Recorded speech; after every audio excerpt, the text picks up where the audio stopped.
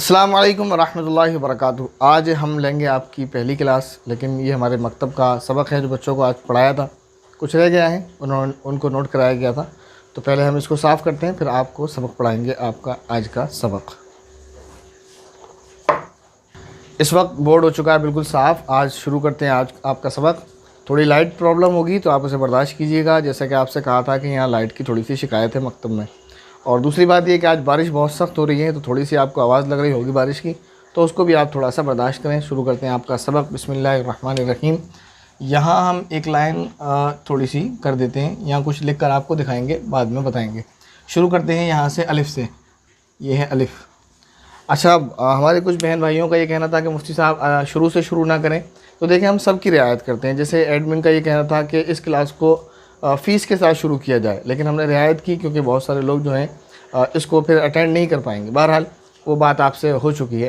तो ऐसे ही बहुत सारी बहनों की ये ख्वाहिश थी कि इसको शुरू से ना शुरू किया जाए। इसके अलावा बहुत सारी बहन भाइयों की ख्वाहिश थी कि उनको इसको शुरू से शुरू किया जाए, और उसी में ज़्यादा फ़ायदा भी। आप थोड़ा 1-2 दिन वेट कर लें, फिर इंशाल्लाह आप वो बातें भी जो आपको नहीं सीखी हैं आपने, वो आपको मिलने लगेंगी। और अब तक तो आपके लिए कोई नई बातें नहीं होंगी, लेकिन हो सकता है कोई 2-3 उसमें नई बात मिल जाए। तो पहले तो ये आप ये समझें, इसको आपको पढ़ना है अलिफ़। बहुत सारे लोग इसको अलीफ़ पढ़ते हैं, वो भी गलत करते हैं। बहुत सारे लोग इसको अलिफ़ पी के साथ पढ़ते हैं, ये भी गलत है। आपको इसको एफ़ के साथ पढ़ना है और बहुत सॉफ्टली पढ़ना है। अलिफ़ ये पढ़ेंगे। इसके बाद आपका आता है बा। इसको आप बा पढ़ें या बे पढ़ें, ये बारहा कहा गया, कोई मसला नहीं है। आप बा पढ़ लें तब भी कोई मसला नहीं है। नुक्ता शायद आपको छोटा लग रहा होगा, मैं बड़ा कर देता हूँ। इसको बोलते हैं नुक्ता, जिसको हम पॉइंट बोलते हैं। तो इसको आप बा पढ़ें या बे पढ़ें, कोई मसला नहीं, कोई झगड़ा नहीं है। ये तब तक रहता है जब तक आप या तक पहुँचते हैं या ये तक पहुँचते हैं। उसके बाद जब आप ज़बर की तख्ती पर, ज़बर के सबक पर आते हैं, तो वहाँ आपको पढ़ना पड़ता है बा ज़बर बा या बे ज़बर बा। तो वहाँ मसला ही ख़त्म हो जाता है। आप बा पढ़ें या बे पढ़ें, कोई मसला नहीं है। उसके बाद आपका आता है ता। इसको पढ़ेंगे हम ता। नुक्तों की पहचान कर लें, बस उसमें फ़र्क होता है, शक्ल में कोई फ़र्क नहीं होता। इसके नीचे एक पॉइंट एक नुक्ता होता है, तो ये बा कहलाता है। इसके ऊपर 2 पॉइंट 2 नुक्ते होते हैं, तो ये ता कहलाता है।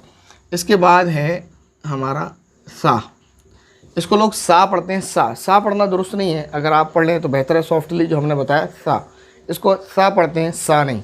तो अगर आप सा पढ़ सकें तो बहुत अच्छा है, और अगर ना पढ़ सकें तो भी सा भी पढ़ सकते हैं, लेकिन बहरहाल सही लफ्ज़ है सा। इसके बाद है, अच्छा बीच में कुछ छूट गया, ये अरबी का आया है अलिफ। इसके बाद जो आता है वो आता है पा। हम यहाँ लिख देते हैं, ये छूट गया, ये तो अरबी का जो है लेटर्स लिख गए हैं यहाँ पर। इसके बाद जो आता है पा, अलिफ बा, बा अलिफ बा पा ता। और इसके बाद छूट गया यहाँ पर ये टा। ये जो हैं अरबिक में नहीं आते, उर्दू में आते हैं। अरबिक के जो लेटर हैं वो इस तरह से हैं, अलिफ बा ता सा। और उर्दू में ये 2 बढ़ जाते हैं, बा पा ता टा और सा। ये पा है, इसके नीचे 3 पॉइंट्स 3 नुक्ते होते हैं, पा। इसको आप जैसे हम पी का यूज़ करते हैं हिंदी में पा, और इंग्लिश में पी का यूज़ करते हैं, तो ये उस तरीके से आपको नहीं समझ में आ रहा होगा, तो मैं काट कर आपको दोबारा भी लिख कर दिखाता हूँ। तो बा के बाद हम बनाएंगे पा। ये 3 पॉइंट्स इसके नीचे होते हैं। इसके बाद ता, इसके 2 पॉइंट्स ऊपर होते हैं। इसके बाद टा। ये 2 एक्स्ट्रा होते हैं उर्दू में, पा और टा, अलिफ बा पा ता टा। इसके बाद 3 पॉइंट्स ऊपर होते हैं, ये होता है सा। 3 पॉइंट नीचे होंगे तो पा, ऊपर होंगे तो सा। और उर्दू में बस ये 2 एक्स्ट्रा होते हैं, ये दोनों एक्स्ट्रा होते हैं, बाकी अरबी में ये सेम होते हैं। इसके बाद हम आएंगे नीचे की तरफ। ये आपका जीम, ये आपका जीम है। इसमें एक नुक्ता होता है, बीच में एक पॉइंट, जीम। जीम के बाद अरबी में जो आता है वो आता है हाँ। अरबी में, उर्दू की बात नहीं कर रहे, अरबी में इसके ऊपर नीचे बीच में कहीं भी कोई पॉइंट नहीं होता। इसके बाद अरबी में आता है खा। अरबी का अगर आप पढ़ रहे हैं तो खा या खे भी जो पढ़ते हैं, कोई मसला नहीं है, खा जीम हा खा। लेकिन उर्दू में इसके बीच में एक लेटर आता है जिसका नाम है चा, और उसके बीच में 3 पॉइंट होते हैं। इनकी भी शक्लें सेम होती हैं, ये चारों सेम होते हैं। इसकी आपको पहचान कैसे करनी है, इसके बीच में एक पॉइंट होता है, इसके बीच में 3 पॉइंट होते हैं और इसके ऊपर एक। ये है जीम, और इंग्लिश में जे की जगह और हिंदी में जा की जगह यूज़ होता है। ये है चा, जो इंग्लिश में CH की जगह और हिंदी में चा चम्मच की जगह यूज़ होता है। उसके बाद हा, और ये तो नॉर्मली आप जानते हैं, ये है खा, जो हिंदी के का के बाद खा आता है उसकी जगह यूज़ होता है, और इंग्लिश में KH के साथ यूज़ होता है। इसके बाद ये है दाल, नॉर्मल है, अरबिक में भी इस तरह आता है। दाल के बाद आता है अरबी में जाल, इसके ऊपर एक नुक्ता होता है, इसके ऊपर नहीं होता है तो ये दाल है, इसके ऊपर होता है तो ये जाल है। इसके बाद ठीक है, इसके बीच में उर्दू में एक और लेटर आता है, उसका नाम है डाल, ये एक्स्ट्रा है। यहाँ 2 ये एक्स्ट्रा थे, यहाँ पर एक ये है और एक ये है, ये 2 एक्स्ट्रा आते हैं। ये इसके ऊपर भी एक छोटा सा तवा बना हुआ होता है, इसको तोय भी पढ़ते हैं लोग इसके ऊपर, तो ये ता कहलाता है। ऐसी शक्ल होती है, इसके ऊपर छोटा सा तोय बना हुआ होता है तो उसको कहते हैं डाल। ये डा की जगह यूज़ होता है, और डी की जगह यूज़ होता है, ये टी की जगह यूज़ होता है, ठीक है।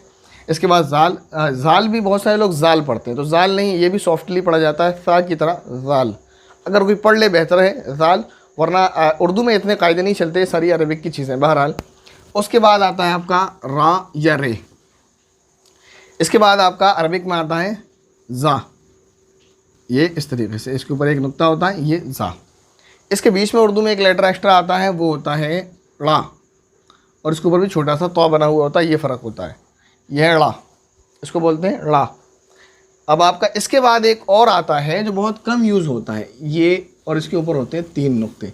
बहुत सारे लोग इसको सा पढ़ाते हैं, लेकिन ये सा नहीं होता, ये गलती है। असल में ये होता है जा, ये होता है जा, और ये होता है जा। ये बहुत कम यूज़ होता है। ये यूज़ होता है एनाकोंडा का जो नाम उर्दू में आता है अज़दहा, उसमें इसका इस्तेमाल होता है, बहुत कम इसका इस्तेमाल होता है, बहुत ही कम। तो इसलिए बहुत कम आपको किताबों में देखने को मिलेगा। जिसको हिंदी में अजगर बोलते हैं, इंग्लिश में एनाकोंडा बोलते हैं, और उर्दू में अज़दहा बोलते हैं, वो इस जा से आता है, इससे नहीं आता, बहुत कम ये इस्तेमाल होता है। तो हम पहुँच चुके हैं जा तक, और इसके बाद आप आएंगे सीन। ये सॉफ्टली और नॉर्मली पढ़ा जाता है सीन। अगर इसी पर हम 3 नुक्ते 3 पॉइंट और ऊपर रख दें तो ये बन जाता है शीन। लेकिन अरबी में एक इसकी दूसरी शक्ल है, उर्दू में, सॉरी अरबी में नहीं, उर्दू में इसकी एक शक्ल ये आती है, और ये इस शक्ल के साथ आता है सीन, शीन। उर्दू में एक शक्ल एक्स्ट्रा होती है। अगर हम ये 3 पॉइंट्स जो लगे हुए हैं ये हटा दें, इनको बिल्कुल ख़त्म कर दें, और सिर्फ ये शक्ल हो तो ये पढ़ा जाएगा सीन, और अगर यही 3 पॉइंट हम इस पर लगा दें तो ये पढ़ा जाएगा शीन। फ़िलहाल ये सीन है और ये शीन है। इसके बाद आपका आता है स्वाद, जैसे अरबिक में आता है। उसके बाद आपका आता है ज़ाद, जैसे अरबिक में आता है, इसमें कोई एक्स्ट्रा नहीं है। उसके बाद त्वा, जैसे नॉर्मली आप पढ़ते हैं। इसमें और इसमें थोड़ा सा फ़र्क होता है। ये नॉर्मली बहुत ईजिली निकलता है, सॉफ्टली ता, और ये आपको थोड़ा सा मुंह भरा हुआ सा महसूस होगा, ज़ुबान का बीच का किनारा आपके तालू में लगता है, फिर ये निकलता है त्वा थोड़ा सा। उसके बाद आपका आता है ज़ा,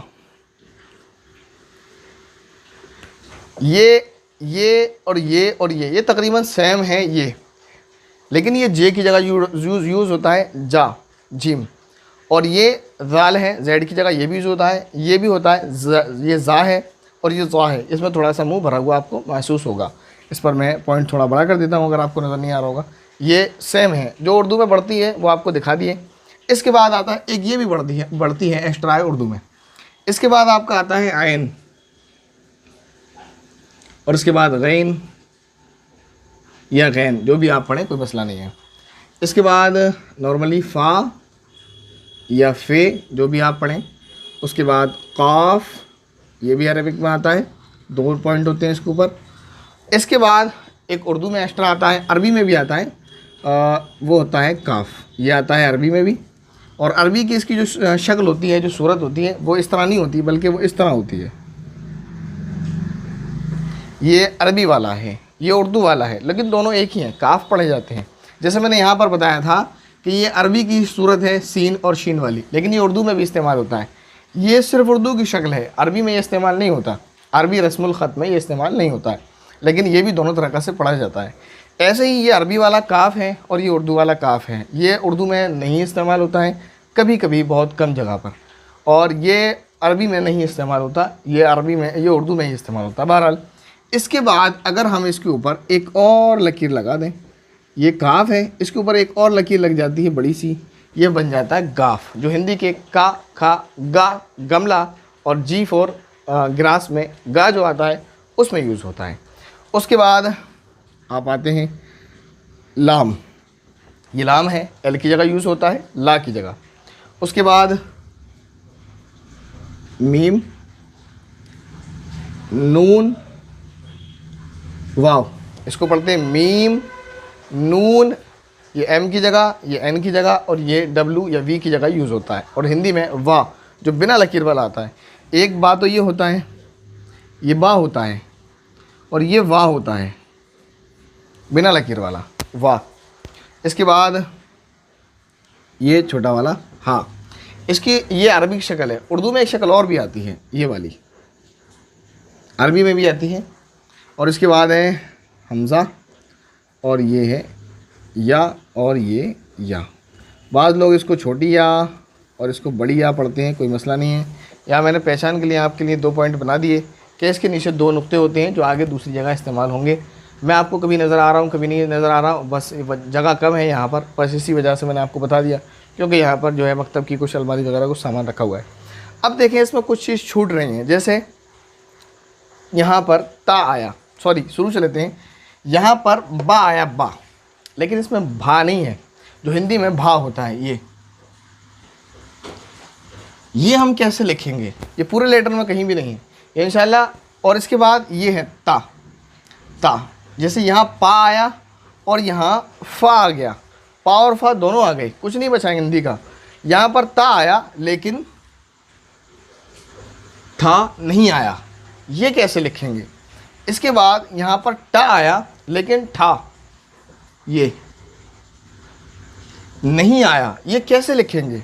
इसके बाद आपका जीम, जा तो आया लेकिन झा नहीं आया, ये हम कैसे लिखेंगे, झा। इसी तरह चा आया चा लेकिन छा नहीं आया, ये हम कैसे लिखेंगे। छतरी लिखना तो कैसे लिखेंगे। इसी के बाद ऐसे ही आप चलते जाएं, डाल आ गया, डा, ड़ा तो आ गया, और भी कुछ जो है मिस हो रहा होगा मुझे याद नहीं है, लेकिन इसमें कुछ लेटर ऐसे हैं जो यहाँ पर हैं हिंदी में और इंग्लिश में बना लेते हैं हम। यहाँ पर कैसे बनेंगे और यहाँ नहीं है तो हम कैसे पढ़ेंगे, ये इंशाल्लाह हम आपको अगले सबक में पढ़ाएंगे कि इसको कैसे पढ़ा जाएगा।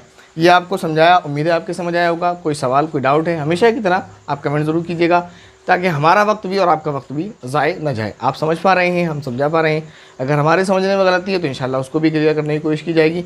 बाकी 2 परेशानियाँ हैं, उसको आपको बर्दाश्त करना पड़ेगा, एक थोड़ी सी लाइट की कमी और थोड़ी सी जगह की कमी। दुआ करें अल्लाह ताला असबाब बना दे तो ये कमी भी फिर दूर हो जाएंगी। और थोड़ा सा बड़ा लिखने की कोशिश की है मैंने, अगर आपको छोटा लग रहा होगा तो इंशाल्लाह फिर कोशिश करेंगे बड़ा लिखने की। और कोशिश यही है, थोड़ा सा ये जो सामान है यहाँ पर अलमारी वगैरह जिसमें मकतब का सामान रखा हुआ है, कुछ बुक्स हैं, रजिस्टर वगैरह हैं, तो वो कहीं और शिफ्ट करेंगे इंशाल्लाह, फिर जगह बन जाएगी तो इंशाल्लाह यहाँ पर 3x4 का बोर्ड ज़रूर लगाया जाएगा। लेकिन अभी फ़िलहाल इसका कोई इरादा नहीं है, क्योंकि ज़रूरत नहीं है मकतब को देखते हुए। बहरहाल उम्मीद करता हूँ ये आपके समझ आया होगा। कोई डाउट, कोई सवाल है तो कमेंट ज़रूर कीजिएगा। अस्सलाम वालेकुम वरहमतुल्लाहि वबरकातुहू।